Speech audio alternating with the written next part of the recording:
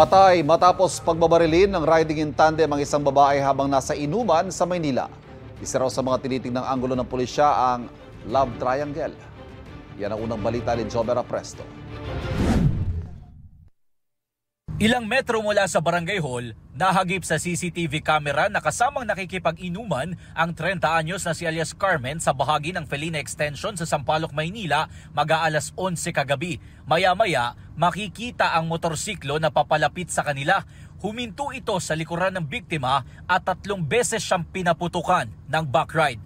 Bumulagta si alias Carmen. Sinubukang habulin ng lalaking nakapula na live-in partner ng biktima ang riding in tandem.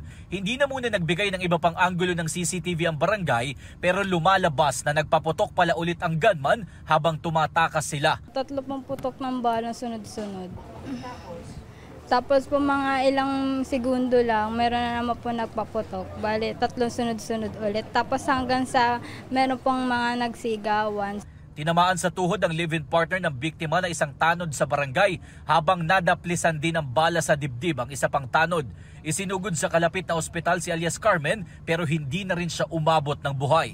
Sabi ng barangay, birthday ng isa nilang residente kaya mayroong kaunting salo-salo sa lugar. Inakala pa raw nila noong una na paputok lang ang umalingaw-ngaw sa kanilang eskinita. Palingon ako, sasawayin ko pa. Nakita ko na yung nakamotor na pumuputok na ng baril. Nasa likod mismo kaya sa batok ang tama eh. Tapos dumiretso ng pagano'n. Blanco ang barangay sa motibo sa krimen. Hindi rin daw kabilang sa drug watch list ang biktima. Tumanggi magbigay ng pahayag ang pamilya ng biktima. Base sa CCTV na hawak nila, may posibilidad umano na babae ang namaril. Tinitignan na rin ng pulisya ang anggulong love triangle bilang dahilan ng krimen. Patuloy ang kanilang backtracking para matunton ang riding in tandem. Ito ang unang balita. Jomer Apresto para sa GMA Integrated News. Kapuso, huwag magpapahuli sa latest news and updates. Mag-iuna ka sa balita at mag-subscribe sa YouTube channel ng GMA Integrated News.